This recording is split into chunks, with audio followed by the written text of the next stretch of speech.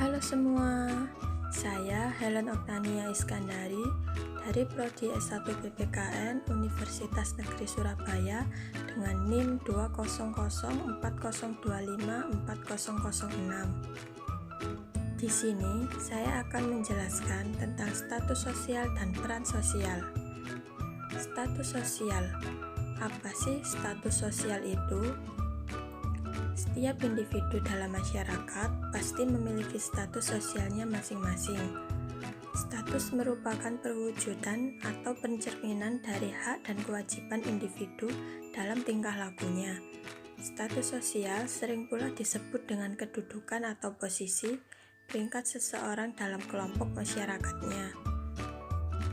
Menurut Surjono Sukanto, status sosial merupakan tempat seseorang yang secara umum di dalam masyarakat sehubungan orang lain dalam arti lingkungan pergaulan, prestis, serta juga hak-hak serta kewajiban-kewajibannya. Lalu, bagaimana cara individu memperoleh statusnya? Berikut ini adalah cara-cara individu memperoleh statusnya.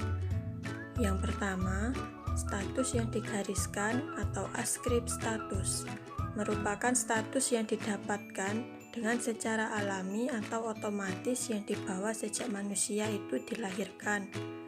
Contohnya, seperti anak bangsawan sejak lahir mendapat gelar bangsawan, jenis kelamin, kasta di dalam masyarakat Hindu, serta sebagainya. Yang kedua, status yang diusahakan atau achieve status merupakan status yang didapatkan dengan melalui usaha atau perjuangan sendiri dengan disengaja. Tiap-tiap individu berpeluang untuk dapat menduduki status ini asal berhasil memenuhi syarat tertentu. Contohnya seperti gelar kesarjanaan, gubernur, wali kota, dan lain-lain. Dan yang ketiga ialah status yang diberikan atau assigned status merupakan status yang diberikan kepada seseorang yang sudah berjasa bagi masyarakat.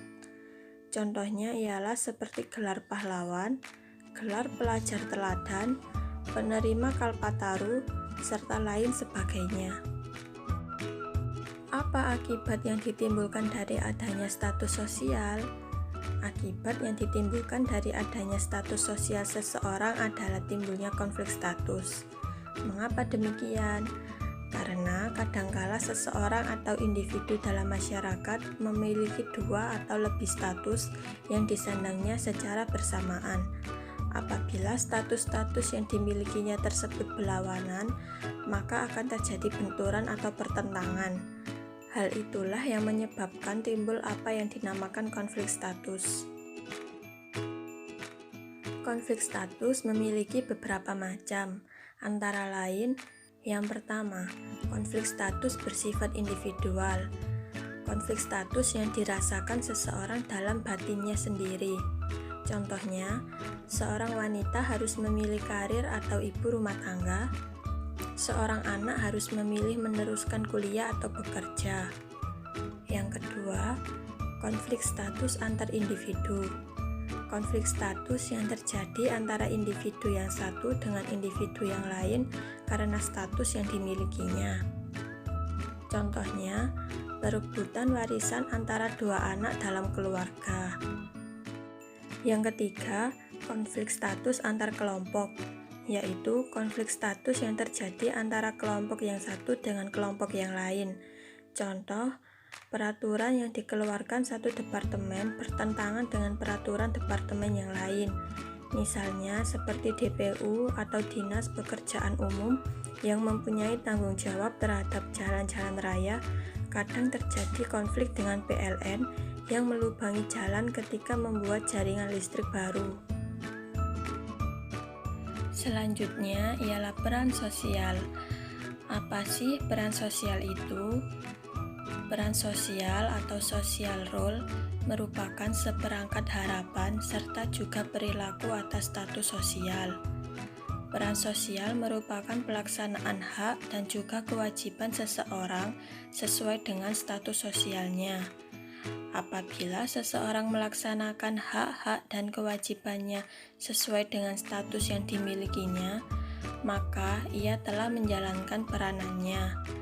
Antara kedudukan dan peranan tidak dapat dipisahkan.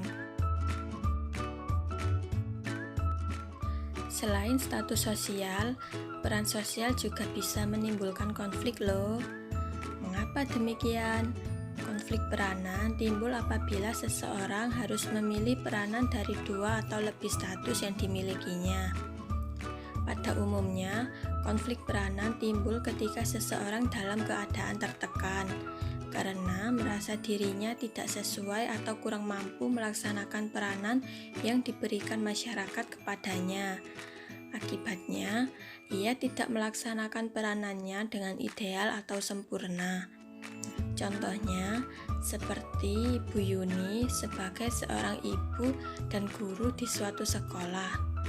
Ketika putrinya sakit, ia harus memilih untuk masuk mengajar atau mengantarkan anaknya ke dokter. Pada saat ia memutuskan membawa anaknya ke dokter, dalam dirinya terjadi konflik karena pada saat yang sama dia harus berperanan sebagai guru mengajar di kelas. Peran sosial ini memiliki beberapa fungsi bagi tiap-tiap individu, diantaranya sebagai berikut. Yang pertama, dapat mempertahankan kelangsungan dari struktur masyarakat seperti peran sebagai ayah atau juga ibu. Yang kedua, dapat membantu orang lain yang tidak kurang mampu dalam masyarakat. Tindakan dari individu tersebut membutuhkan pengorbanan seperti misalnya peran dokter, perawat, pekerja sosial, dan juga lain sebagainya. Yang ketiga, sebagai sarana aktualisasi diri, seperti misalnya seorang laki-laki ialah sebagai suami atau juga bapak, seorang wanita itu sebagai istri atau juga ibu, seorang musisi dengan karyanya, dan lain sebagainya.